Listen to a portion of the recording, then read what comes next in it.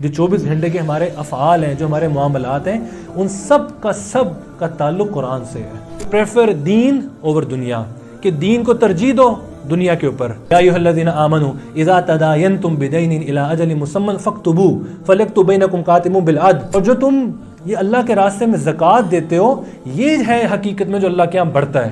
کئی لوگ ایسے ہوتے ہیں جو دین کے اوپر دنیا کو پریفرنس دے رہے ہوتے ہیں، ان کی پرائرٹی کے اندر کیا ہوتی ہے؟ دنیا ہوتی ہے۔ قرآن کے اندر آتا ہے وَمَا الْحَيَاةُ الدُّنْيَا إِلَّا مَتَاعُ الْغُرُورِ، دنیا کا جو سامان ہے وہ سب دھوکہ ہے۔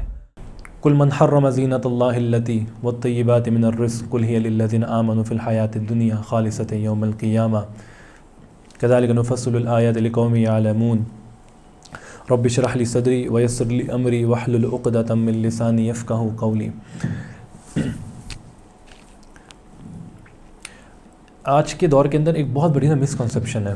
مسکنسیپشن یہ ہے، غلط فہمی یہ ہے کہ دنیا اور دین الگ الگ چیزیں ہیں۔ دنیا ایک الگ ڈپارٹمنٹ ہے اور دین ایک الگ ڈپارٹمنٹ ہے۔ آپ دیکھیں گے ہمارے کوئی سوشل میڈیا کے اوپر اگر کوئی اینکر پرسن اس نے کسی خاص ٹاپک کے اوپر کسی لوگوں کو ایک پینل بٹھایا ہونا، تو ایک طرف کیا ہوتا ہے، ایک طرف ایک جو ہے نا وہ کوئی دنیاوی طور پہ بڑا کوئی سوٹڈ بوٹڈ قسم کا آدمی بیٹھا ہوگا جس کو وہ ایکسپرٹ کہیں گے، اور دوسری طرف ایک بیچارے سیدھے سادے سے مولوی صاحب کو بٹھایا ہوتا ہے، اور ایک پرسیپشن یہ کریٹ کی جا رہی ہوتی ہے اگر کوئی دین کا معاملہ دین کا معاملہ ڈسکس کرنا ہو تو وہ مولوی صاحب سے پوچھا جاتا ہے کہ جی اس معاملے میں جو ہے نا وہ مولوی صاحب جو عالم انہوں نے مدعو کیے ہوتے ہیں ان سے سوال کرتے ہیں، اور اگر کوئی دنیاوی چیز پوچھنی ہو تو ساتھ ہی اپنا چہرہ پھیڑ کے وہ پوچھتے ہیں، جو سوٹڈ بوٹڈ جو ویل ڈریس قسم کا آدمی ہوتا ہے اس سے وہ سوال کرتے ہیں۔ یہ آبزرو کیا آپ لوگوں نے؟ نہیں کیا؟ کوئی بھی اکثر جو بھی جو ہے نا ہمارے اینکر پرسن ہوتے ہیں یہ ان میں ڈویژن ہوتی ہے، یعنی دین کا اگر کوئی سوال کرنا ہے تو وہ دین کا سوال کریں گے وہ جو مولانا ہوں گے ان سے، اور اگر دنیا کا سوال کرنا ہوگا تو کس سے کریں گے؟ وہ جو دوسرے ان کے ساتھ بیٹھے ہوں گے ان کے پیرل بیٹھے ہوں گے پینل ڈسکشن میں۔ تاثر یہ دیا جاتا ہے، ایک نیریٹو یہ بلڈ کیا جاتا ہے، یا ان کے ذہنوں میں، بیچاروں کے ذہنوں میں نیریٹو ہوتا یہ ہے کہ شاید دنیا الگ ہے اور دین الگ ہے، حالانکہ یہ تاثر بالکل 100% غلط ہے۔ دین یہ کہنا جی ہم بڑے دیندار ہیں، یا کہنا ہم تو دنیا دار لوگ ہیں، یا آپ نے سنا ہوگا جی اور آپ ماشاءاللہ بڑے دیندار ہیں، آپ ہمارے لیے دعا کر دیں، آپ دیندار ہیں اور ہم دنیا دار ہیں۔ دنیا دار بھی کیوں ہیں آپ؟ کیونکہ آپ جاب کر رہے ہیں، آپ دنیاوی طور پہ کوالیفائڈ ہیں، آپ پڑھے لکھے ہیں، تو جی آپ دنیا دار ہیں۔ اور چونکہ آپ نے علم دین نہیں پڑھا اور آپ کے سر کے اوپر ٹوپی نہیں ہے اور آپ کے چہرے کے اوپر داڑھی نہیں ہے، اس لیے آپ جو ہے نا وہ کیا ہے؟ دنیا دار ہیں۔ اور چونکہ میرے چہرے کے اوپر داڑھی ہے اور میں نے سفید لباس پہنا ہوا ہے اور میں نے جو ہے نا وہ ٹوپی لی ہوئی ہے اور میں نے علم دین کچھ پڑھا ہوا، تو میں کون ہوں؟ میں دیندار ہوں۔ تو یہ دو ڈویژنس کیا ہو گئی؟ دنیا داروں کی اور دینداروں کا۔ دیندار اپنے آپ کو وہ دینداری کے خول کے اندر رکھتے ہیں، اور دنیا دار اپنے آپ کو دنیا داری کے خول کے اندر رکھتے ہیں، اور یہ کہتے ہیں کہ دیندار جو ہے نا یہ ہماری باؤنڈری کراس نہ کریں، جب دین کا اور دنیا دار جو ہے نا وہ ہماری باؤنڈری کراس نہ کریں۔ حالانکہ اصل جو ایک غلط تصور ہماری سوسائٹی کے اندر عام ہے، اسلام کے اندر یہ تصور نہیں ہے۔ اسلام کے اندر یہ کوئی دیندار اور دنیا دار کی تقسیم نہیں ہے۔ لوگ کہتے ہیں دنیا پریفرنس دنیا اوور دین۔ کئی لوگ ایسے ہوتے ہیں جو دنیا کے اوپر دین کے اوپر دنیا کو پریفرنس دے رہے ہوتے ہیں، ان کے پرائرٹی کے اندر کیا ہوتی ہے؟ دنیا ہوتی ہے۔ لوگ یہ جملے بولتے ہیں جو ایک فالس نیریٹیوز ہیں، آپ لوگ بھی آبزرو کرتے ہوں گے سوسائٹی میں، جو فالس نیریٹیو ہیں، ایک نیریٹیو یا ایک کیٹیگری لوگوں کی یہ جن کے بارے میں ہمارا پرسیپشن یہ ہوتا ہے کہ یہ کیا کر رہے ہیں؟ دنیا کو پریفرنس دے رہے ہیں دین کے اوپر، یعنی دنیا کو پریفرنس دے رہے ہیں۔ مطلب یہ کہ جب بھی کوئی دنیاوی معاملہ آئے گا تو یہ دنیا کو پریفرنس دیں گے، اپنی جاب کو، اپنی نوکری کو، اپنی اسٹڈیز کو، اپنی تمام چیزوں کو پریفرنس دے کر دین کو سائڈ پہ کر دیں گے۔ اور دوسری طرف ایک وہ طبقہ ہوتا ہے جو ہمارے ذہنوں میں نیریٹو ہے کہ وہ دیندار ہے، وہ کیا کریں گے؟ وہ دین کو دنیا کے اوپر پریفرنس دیں گے، یعنی جب دین اور دنیا کا کوئی ٹکراؤ آ جائے تو وہ دین کو پکڑ لیں گے، دنیا کو لات مار دیں گے۔ یہ ایک دوسرا فالس نیریٹو ہے۔ اصل یہ ہے جو دین کا اور اسلام کا دیا وہ کانسیپٹ ہے، وہ یہ ہے کہ ٹرن یور دنیا انٹو دین۔ تم دنیا کا کوئی کام کر رہے ہو نا، اس کو دین میں کنورٹ کر دو۔ دنیا اور دین کی تقسیم ہے نہیں دراصل نا، ہم نے اپنے ذہنوں میں بنا دی ہے۔ اصل میں یہ جو تقسیم ہے یہ دین اور دنیا کی ہے ہی نہیں۔ اب دیکھیں، جب دین اور دنیا کی تقسیم ہے ہی نہیں. تو پھر اس کو ہم لوگ آپس میں کئی لوگ سوال کرتے ہیں کہ دین اور دنیا کو کیسے بیلنس کریں. دین کے اپنے تقاضے ہیں, دنیا کے اپنے تقاضے ہیں. یعنی جب ہم مسجد میں جائیں گے تو ہم دیندار بن جائیں گے, نماز پڑھیں گے, رمضان آئے گا تو شیطان بھاگ جائے گا اور ہم پھر جو ہے نا دیندار ہو جائیں گے. لیکن جب ہم اپنی جاب پہ جائیں گے, جب ہم اپنے بزنس میں جائیں گے تو ہم کیا ہوں گے, پھر سے دنیا دار ہو جائیں گے. یہ ایک مسکنسیپشن ہے, یہ ایک متھ ہے جس کا دین سے کوئی تعلق نہیں ہے. میری بات سمجھ آ رہی ہے؟ سمجھ آ رہی ہے؟ ٹھیک کہہ رہا ہوں میں؟ کیسے ٹھیک کہہ رہا ہوں بتائیں؟ دین کیا ہوتا ہے مجھے بتائیں. دین کیا ہے ہمارے آپ کے نزدیک؟ دین کی کیا ڈیفینیشن ہے؟ دنیاوی کاموں کو قرآن اور سنت کے مطابق چلانا. ماشاء اللہ. آپ کے خیال سے دین کسے کہتے ہیں؟ جو رسول اللہ نے ہمیں بتایا قرآن اور سنت پہ عمل کرنا. قرآن اور سنت نے بتایا. قرآن میں کیا چیزیں آتی ہیں؟ کن کی چیزوں کے بارے میں؟ ہر چیز کے بارے میں علم ہے. دنیا کی. ہر چیز. قرآن میں نماز کا ذکر ہے, نماز کا ذکر ہے, روزے کا ذکر ہے, آخرت کا ذکر ہے, جنت کا ذکر ہے, جہنم کا ذکر ہے, موت کے بعد کے احوال کا ذکر ہے. تو یہ اس کا دنیا سے کیا تعلق ہے؟ دنیا کی بھی ہر چیز اس میں ہے نا. سر ہم آپ کا بیان سن چکے ہیں. اچھا پھر آپ سے نہیں سوال بنتا, آپ بھی تھے. اچھا پھر تو ان کے لیے پرانا ہو گیا نا, میری پرانی بات پرانی ہوگی میری. اچھا تو دیکھیں قرآن کے اندر کیا ہے, نماز کا ذکر بھی ہے, روزے کا ذکر بھی ہے, حج کا ذکر بھی ہے. یہ تمام کی تمام چیزوں کا تعلق کس سے؟ ہماری آخرت سے ہے نا. ہماری آخرت سے, اس دنیا سے تو نہیں ہے نا. مجھے بتائیں کوئی نماز پڑھ کے کوئی دنیا میں بینیفٹ ملے گا آپ کو؟ بظاہر آنکھ سے نظر آتا ہے کوئی بینیفٹ؟ نماز پڑھ رہے ہیں کوئی بینیفٹ نظر آ رہا ہے؟ ایسا تو نہیں ہوتا نا کہ جب آپ نماز پڑھتے ہیں تو ساتھ ہی 5,000 کا ایک نوٹ آپ کی جیب میں آ جائے فوراً سے, یا آپ کا جو ہے نا بینک اسٹیٹمنٹ کریڈٹ ہو جائے, 5,000 روپے ٹھک کر کے آ گئے جی, ایک نماز پڑھی ہے پیسے آنا شروع ہو گئے. ایسا تو نہیں ہوتا نا. آپ روزہ رکھتے ہیں, کیا ہوتا ہے؟ کوئی بینیفٹ امیجیٹلی بینیفٹ نظر آتا ہے؟ امیجیٹ بینیفٹ ملتا ہے کوئی روزہ رکھنے سے؟ نہیں ملتا. آپ زکوٰۃ جو ہے نا وہ دے رہے ہیں, آپ اپنے پیسوں میں سے مجھے بتائیں, آپ کے پاس 1 کروڑ روپیہ تھا, اس پہ آپ نے 2.5% زکوٰۃ ادا کر دی, پیچھے کتنے رہ گئے؟ 97,50,000. آپ کی ویلتھ انکریز ہوئی ڈیکریز ہوئی؟ کیا انٹری ہوگی؟ اکاؤنٹنگ انٹری کیا ہوگی آپ کا؟ کیا کیش؟ ہاں ایکسپینس آؤٹ ہوگی نا. ابھی زکوٰۃ تو ایکسپینس آؤٹ ہو گئی, ہمارا تو پیسے ڈراپ ہو گئے, ہماری جو ویلتھ تھی وہ ریڈیوس ہو گئی. لیکن اللہ کہتے ہیں کہ تم جو مال اللہ کے راستے میں خرچتے ہو, تم جو سود دیتے ہو, فلا یربو عند اللہ, یہ سود سے تمہارا مال بڑھتا نہیں ہے. ہاں جو وما اوتیتم من زکوٰۃ تریدون وجہ اللہ فاولئک هم المضعفون, اور جو تم یہ اللہ کے راستے میں زکوٰۃ دیتے ہو, یہ ہے حقیقت میں جو اللہ کے یہاں بڑھتا ہے. تو زکوٰۃ دینے سے کیا ہوا؟ مال تو کم ہوا, لیکن اللہ کہہ رہے مال کم نہیں ہوا, مال بڑھ گیا ہے. سود جس سے تمہیں لگتا ہے کہ تمہارے جو ہے نا وہ منتھ اینڈ کے اوپر تمہیں جو ہے نا پروفٹ ملا ہے, اور اس کے بعد تمہارا جو ہے نا بیلنس بڑھ گیا ہے, تمہیں بظاہر نظر آ رہا ہے کہ پیسہ بڑھ گیا, لیکن اللہ کہہ رہے ہیں فلا یربو عند اللہ. اللہ تو ایک اپوزٹ چیز بیان کر رہے ہیں. تو یہ جو مال کا گھٹنا ہے, دنیا میں فائدہ ہے یا دنیا میں نقصان ہے؟ بتائیں, دنیا میں فائدہ ہے دنیا میں نقصان ہے؟ دنیا میں نقصان ہے. دنیا میں تو نقصان ہو گیا نا, آخرت میں فائدہ ہوگا. چلیں ابھی تو ہم آخرت میں پہنچے نہیں نا. اس کے بعد یہ تمام کے تمام مضمون جن چیزوں کا ہم لوگ عموماً قرآن سے جو ہمارا ایک مائنڈ سیٹ پرسیپشن ہے کہ جن قرآن اور سنت کے اندر کیا ہے, قرآن سنت کے اندر نماز ہے, روزہ ہے, زکوٰۃ ہے, حج ہے, اور یہ سارے کے سارے جو معاملات جن کا تعلق ہماری آخرت سے ہے, وہ ہاں قرآن اس کو ڈیل کرتا ہے. لیکن یہ مسکنسیپشن ہے. آپ حیران ہو گئے, قرآن کے اندر ہمارے لیے جو ہم زندگی گزار رہے ہیں نا, جو 24 گھنٹے کے ہمارے افعال ہیں, جو ہمارے معاملات ہیں, ان سب کا تعلق قرآن سے ہے.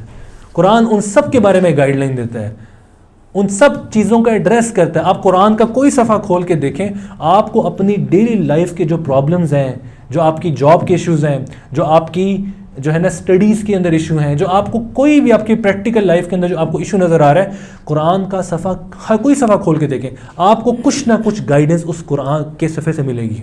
قرآن ان چیزوں کو ایڈریس کرتا ہے. ہمیں کوئی دیکھنے والی آنکھ ہونی چاہیے, کوئی سمجھنے والا دل ہونا چاہیے, کوئی سمجھنے کے لیے کوئی وقت تو نکالے.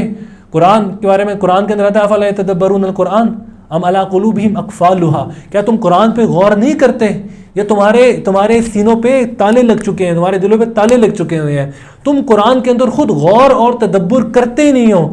تدبر تو بعد کی بات ہے نا, قرآن کو تم کھول کے دیکھتے ہی نہیں ہو. قرآن تو ہمارے نزدیک ایسی بس ایک مقدس کتاب بن چکی ہے جس کو وہ گھر کے اتنی اوپر کی منزل پہ رکھ دیتے کہ کسی کا ہاتھ بھی نہ, کوئی سوچے بھی نہ قرآن کھول کے دیکھ لوں, وہ بیچارہ پہلے ویسے ڈر جائے گا یار اس کو پکڑے گا کون جا کر نا وہاں سے.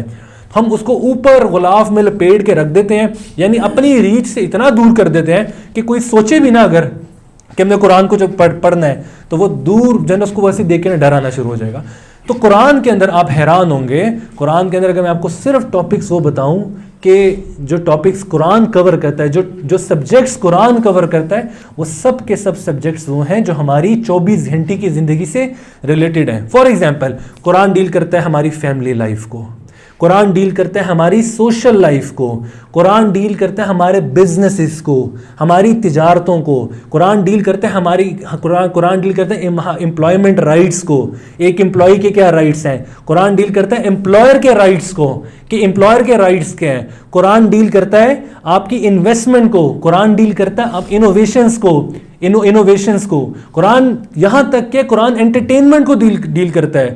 ہم سمجھتے ہیں کہ دین کے اندر کوئی انٹرٹینمنٹ نہیں ہے, جو شخص دین کے اوپر آ جائے گا تو بس اس کا مطلب ہے وہ ایک انتہائی بورنگ قسم کا انسان ہوگا, اس کی زندگی کے اندر کوئی انٹرٹینمنٹ نہیں ہوگی, وہ بیچارہ ایک صوفی سا آدمی ہوگا جو ایک اپنے صرف مسجد اور گھر تک جو ہے نا وہ ایک بند ہو کے رہے گا, اور اس کے علاوہ وہ جو ہے نا کوئی اس کی تھرڈ کوئی ایکٹیویٹی ہو نہیں سکتی اس کی زندگی کے اندر. قرآن انٹرٹینمنٹ کو بھی ڈیل کرتا ہے.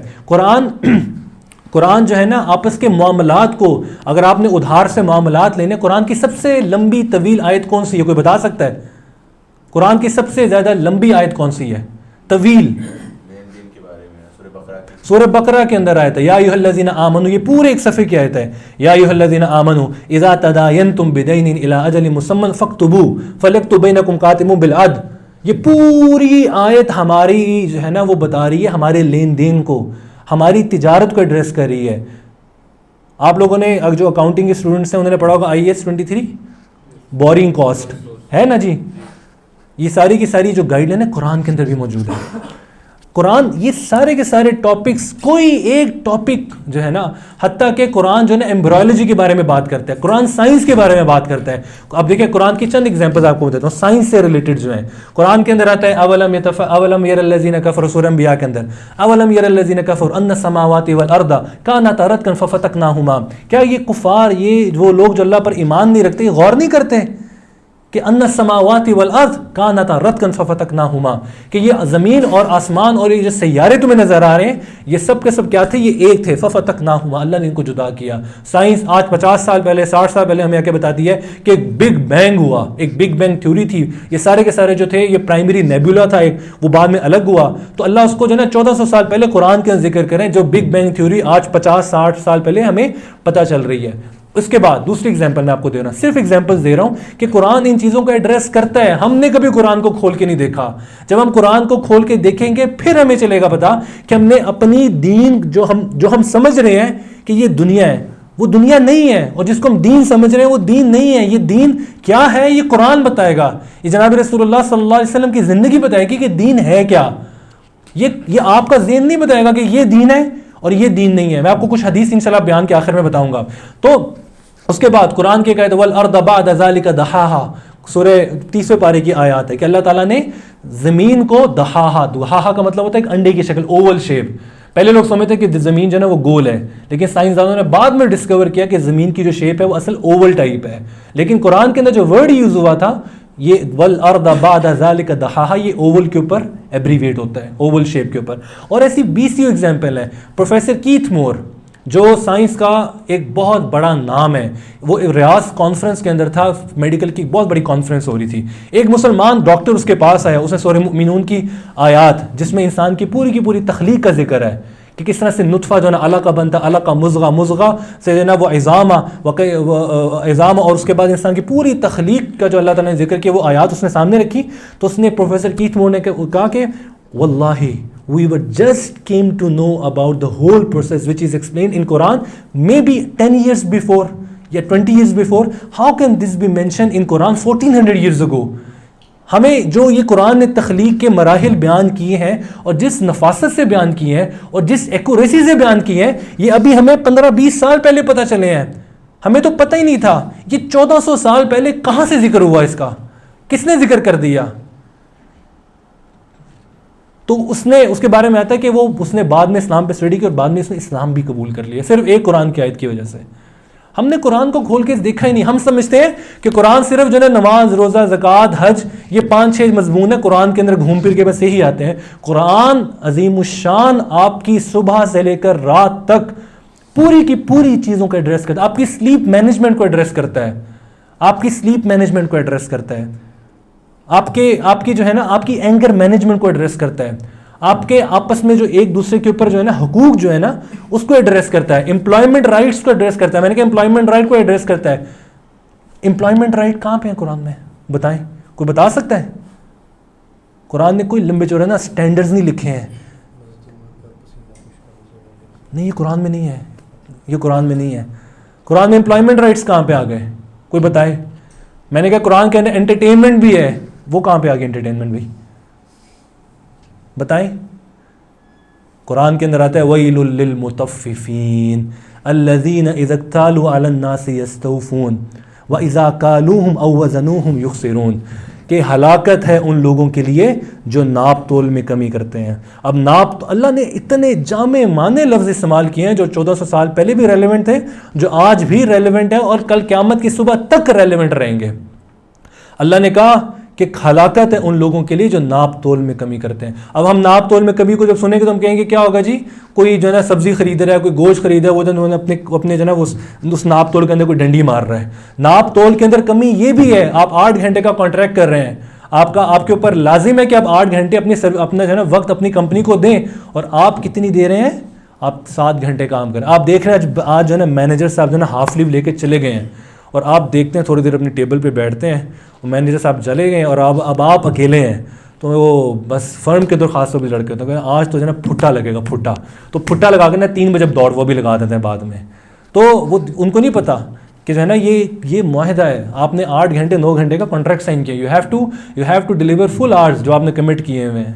وہ علیحدہ بات ہے کہ فرم بھی بہت نچوڑتی ہے، ٹھیک ہے نا، 8-9 گھنٹے کہہ کے 18 گھنٹے بھی کام لے رہی ہوتی ہے. تو قرآن نے امپلائمنٹ رائٹس کو ڈسکس کیا ہے کہ اگر آپ کسی سے معاہدہ کیا 8 گھنٹے کا 9 گھنٹے کا، نا you are bound to deliver. اور اگر آپ اور دوسری طرف امپلائی رائٹس کیسے پرزرو ہیں؟ اگر آپ نے 8 گھنٹے کا کام کا معاہدہ کیا نا تو آپ 8 گھنٹے وقت لے سکتے ہیں، اس سے 9 گھنٹے بھی نہیں لے سکتے ہیں. جب آپ 9 گھنٹے دیں گے تو آپ کو اس کی زائد جو ہے نا وہ دینی پڑے گی اجرت. قرآن نے کہا ویل للمطففین، یہ جو ناپ تول کے اندر کمی ہے، یہ سب ناپ تول کے اندر کمی ہے. جتنا آپ کے ساتھ طے آپ اتنا حق لے رہے ہیں. آپ نے طے اتنے کا کیا، ٹھیک ہے، اور آپ اتنا دے رہے ہیں تو یہ ناپ تول میں کمی ہے. آپ نے اتنا وقت کہا کہ ہم اتنا وقت دوں گا اور آپ اتنا وقت دینے، یہ بھی ناپ تول میں کمی ہے. وہ جو ایک تاجر ہے، وہ جو پیسے پورے لے کر ڈنڈی مار ہے، وہ بھی اس کے اندر آتا ہے. وہ جو ملازم ہے جو تنخواہ تو پوری لے رہا ہے لیکن اپنے کام کے اندر ڈنڈی مار رہا ہے، یہ سب کے سب قرآن ایڈریس کرتا ہے. آپ کی فیملی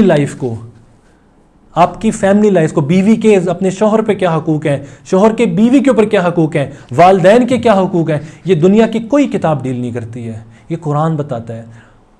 تو جو ہماری زندگی میں ایک بیلنس کریٹ کرنے کا اللہ نے پیمانہ رکھا تھا، جو ٹول تھا، وہ قرآن عظیم الشان تھا، جسے آج ہم نے اپنی زندگیوں سے بڑے آرام سے شیطان نے بڑے نورانی جالوں کے ذریعے سے ہماری زندگی سے اٹھا کر نکال کر باہر سائڈ پہ رکھ دیا ہوا ہے.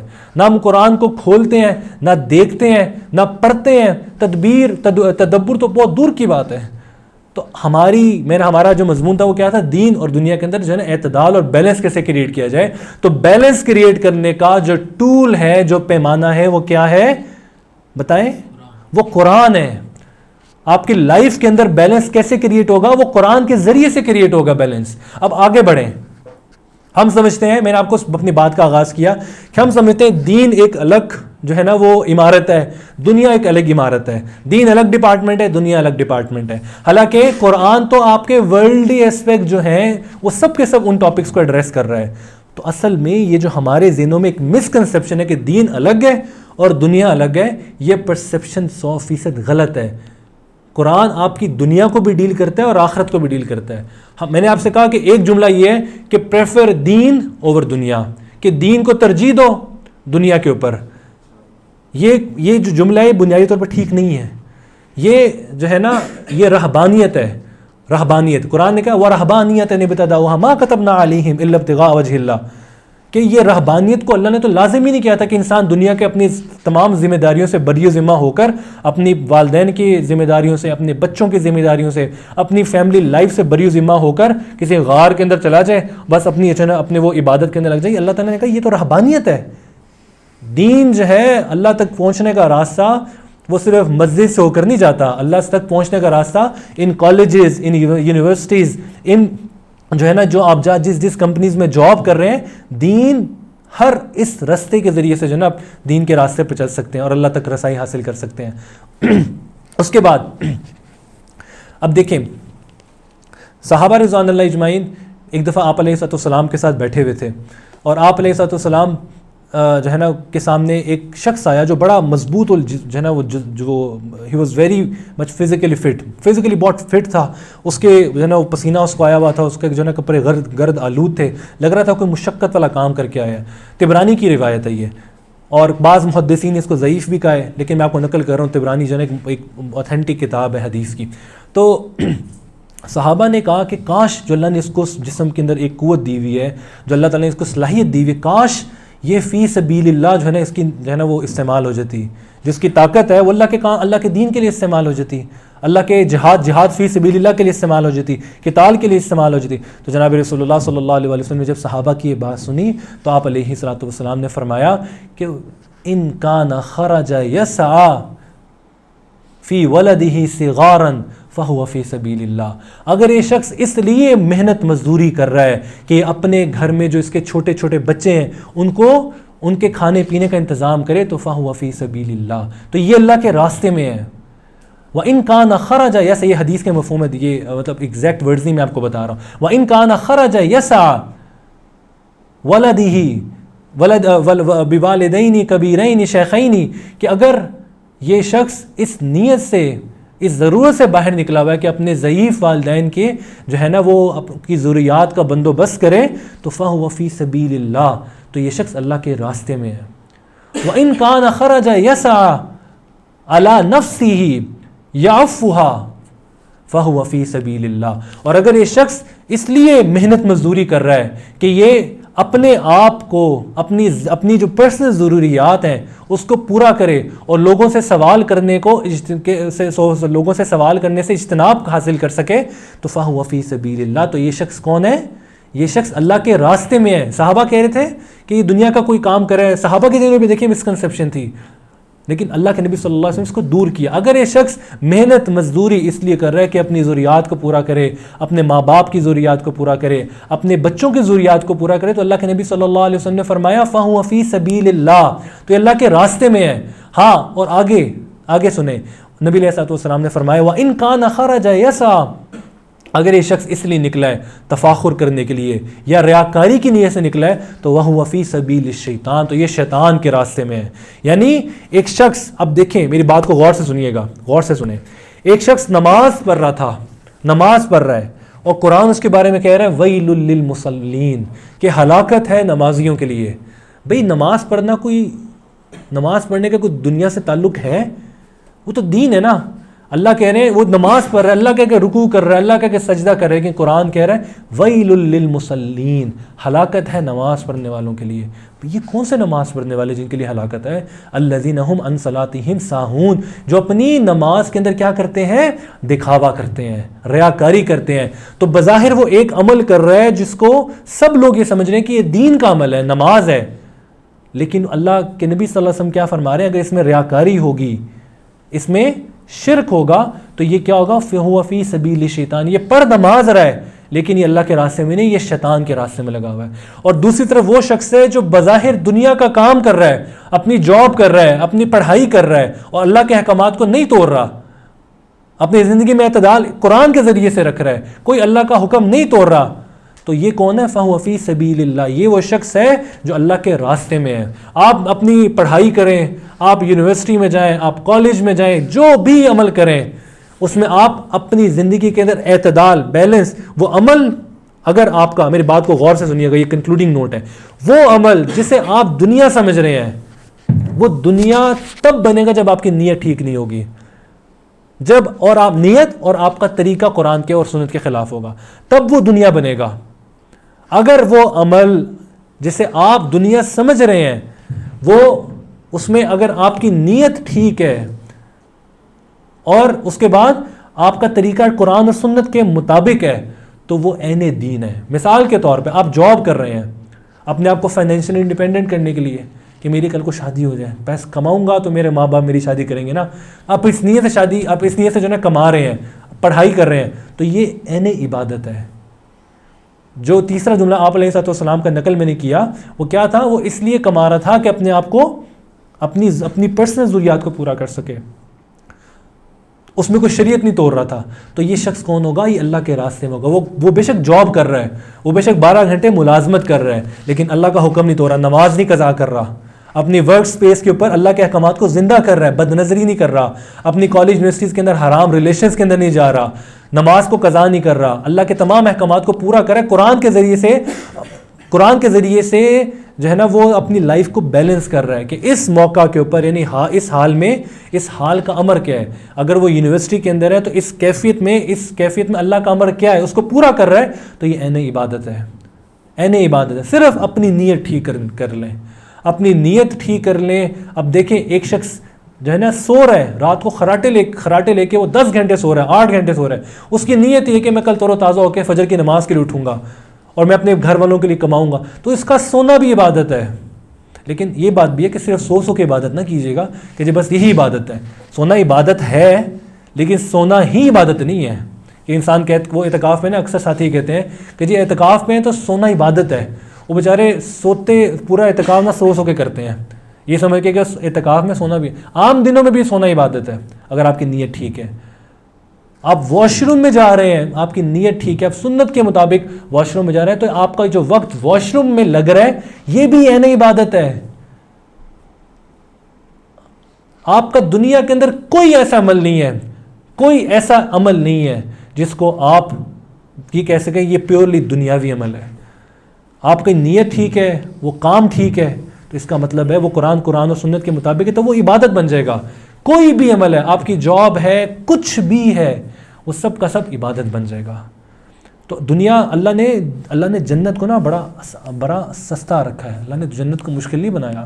آپ اپنی دنیا میں کر رہے ہیں اللہ کے احکامات حرام حلال کی فکر کر رہے ہیں تو کیا ہے؟ آپ جنت کے راستے پہ چل رہے ہیں، جنت کے راستے پہ میں دوسری حدیث ایک آپ کو نقل کروں گا۔ حضرت سلمان فارسی رضی اللہ تعالیٰ عنہ، ابو دردہ ایک صحابی اور بڑے صاحب الزہد صحابی، یعنی ان کے بہت زہد اور تقوی غالب تھا۔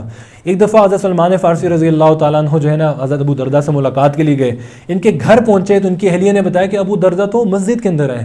مسجد میں پہنچے، دیکھا ابو دردہ جو ہے نا حضرت ابو دردہ نماز پڑھ رہے ہیں، رات کا وقت ہے، تہجد کے اندر نماز پڑھ رہے ہیں اور فجر کے بعد روزہ رکھ لیا۔ تو حضرت سلمان فارسی نے ان کو پکڑا، ان کا روزہ بھی تروایا اور انہیں گھر بھی لے کے چلے گئے اور کہا اے ابو دردہ ان لی ربک علیک حق، اے ابو دردہ تمہارے رب کا بھی تمہارے پہ حق ہے، ولی نفسک علیک حق، تمہاری جان کا بھی تمہارے پہ حق ہے، ولی اہلک علیک حق، تمہارے گھر والوں کا بھی تمہارے اوپر حق ہے، وآتی کل ذی حق حقا، تم ہر جس کا تمہارے اوپر حق ہے اس کے حقوق عطا کرو۔ حضرت ابو دردہ جو تھے وہ پریشان ہوئے کہ اس نے میرا روزہ بھی تروا دیا، مجھے مسجد سے بھی لیا، میں تہجد پڑھ رہا تھا۔ آپ علیہ السلام کی خدمت میں حاضر ہوئے اور پورے کی پورا واقعہ نقل کیا اور بتایا کہ ابو دردہ یہ کہہ رہا تھا۔ تو جناب رسول اللہ صلی اللہ علیہ وسلم نے فرمایا، سلمان فارسی یہ کہہ رہے تھے، تو آپ علیہ السلام نے فرمایا صدق سلیمان، یا اپنے آپ کو دنیا کا غلام بنا لیتے ہیں۔ دنیا سے مراد دنیا، اب جب کوئی شخص دنیا اس کا لفظ بولے نا، اب قرآن کے اندر آتا ہے وَمَا الْحَيَاةُ الدُّنْيَا إِلَّا مَتَاعُ الْغُرُورِ، دنیا کا جو سامان ہے وہ سب دھوکہ ہے۔ اب یہ کون سی دنیا ہے؟ دنیا کے اندر تو نماز بھی ہے، دنیا کے اندر تو صدقات بھی ہیں۔ اب یہ وہ دنیا ہے جسے آپ نے دنیا بنا لی ہے۔ آپ نوکری کر رہے ہیں اس میں حرام حلال کا خیال نہیں کر رہے، آپ کاروبار کر رہے ہیں اس میں حرام حلال کا کوئی اعتبار نہیں کر رہے، بس پیسہ آنا چاہیے، وہ حرام سے حلال سے آئے اور اس کے اوپر زکوٰۃ نہیں دے رہے۔ اب یہ آپ کا مال، وہی نوکری آپ کی دنیا بن گئی ہے۔ یہ وہ دنیا ہے جو ملعون ہے، وگرنہ یہی مال تو آپ کی نجات کا ذریعہ ہے، یہی اولاد، یہ اور قرآن انما اموالکم و ازواجکم عدو لکم، تمہارا مال اور تمہارا جو اولاد ہے تمہاری کیا ہے، تمہاری دشمن ہے، کیونکہ عام لوگ اس کو اپنا دشمن بنا لیتے ہیں، ان کے محبت کے اندر اپنی پوری کی پوری زندگی کو جو ہے نا وہ اللہ کے احکامات کی نافرمانی میں گزار لیتے ہیں۔ تو دنیا وہ ہے، دنیا ریالٹی کے اندر وہ ہے جس میں اللہ کے اور قرآن کے احکامات ٹوٹے جائیں، وہ دنیا ہے۔ بظاہر میں بے شک وہ دین کا کام بھی نظر آ رہا ہو، بظاہر میں بے شک دین کا کام نظر آ رہا ہو۔ ایک حدیث آخر میں نقل کر کے اپنی بات کو ختم کر رہا ہوں، آپ علیہ السلام کی ایک حدیث ہے، مسلم شریف کی روایت ہے۔ ایک شخص جو ہے نا مدینہ کے اندر آئے اور دیکھا ایک بہت بڑا حلقہ لگا ہوا ہے، اور ایک صاحب ہے جو نبی علیہ السلام کے فرامین کو نقل کر رہے ہیں، حدیث بیان کر رہے ہیں، تو ان کے پاس ان کی مجلس میں آ کے بیٹھ گئے۔ جب انہوں نے اپنا بیان مکمل کیا، لوگ جانے لگے، تو یہ ان کے پاس آئے اور ان کا ہاتھ پکڑا اور کہا میں آپ کو اللہ کا واسطہ دے کے کہتا ہوں کہ مجھے کوئی ایک فرمان جو ہے نا وہ جو آپ نے براہ راست جناب رسول اللہ صلی اللہ علیہ وسلم سے سنا ہو، مجھے وہ نقل کیجئے۔ تو یہ جو صاحب تھے، انہوں نے ان کا ہاتھ پکڑا، وہ جو مسافر آئے تھے، ان کو ایک مقام پہ لے کے چلے گئے اور کہا کہ آج میں تمہیں آپ علیہ السلام کا وہ فرمان نقل کروں گا، وہ قول نقل کروں گا۔ تو جناب رسول اللہ صلی اللہ علیہ وآلہ وسلم نے مجھے اس مقام پہ میں نے اپنے کانوں سے آپ علیہ السلام سے سنا، اس جگہ آپ علیہ السلام موجود تھے اور آپ علیہ السلام سے براہ راست میں نے وہ حدیث سنی، اور انہوں نے کہا اور انہوں نے چیخ ماری، ان کے اوپر عجیب کیفیت تاری، اور وہ جو ہے نا وہ بے ہوش ہوئے، اور جو ہے نا وہ بے ہوش ہو گئے۔ اس کے بعد دوبارہ جب ہوش آئی، انہوں نے پھر ایسے ہی کیا، انہوں نے کہا میں تمہیں وہ قول بتاؤں گا جو میں نے خود اس موقع کے اوپر جناب رسول اللہ صلی اللہ علیہ وسلم سے سنا تھا، اور پھر ایک چیخ ماری، ایک عجیب کیفیت ان کے اوپر طاری ہوئی، وہ بے ہوش ہو گئے۔ پھر تیسری دفعہ بھی ایسا ہی ہوا، پھر چوتھی دفعہ جب ان کو ہوش آئی تو انہوں نے کہا کہ میں تمہیں جناب رسول اللہ صلی اللہ علیہ وسلم کا وہ قول جو میں نے اس موقع پر اس جگہ آپ علیہ السلام سے سنا تھا، میں وہ نقل کرتا ہوں، اور وہ بتایا کہ اس قیامت کے دن سب سے پہلے جس شخص سے جہنم کی آگ کو بھڑکایا جائے گا وہ کون ہوگا؟ وہ عالم ہوگا، عالم جس نے پوری اپنی زندگی دین کے پڑھنے اور پڑھانے میں گزار دی۔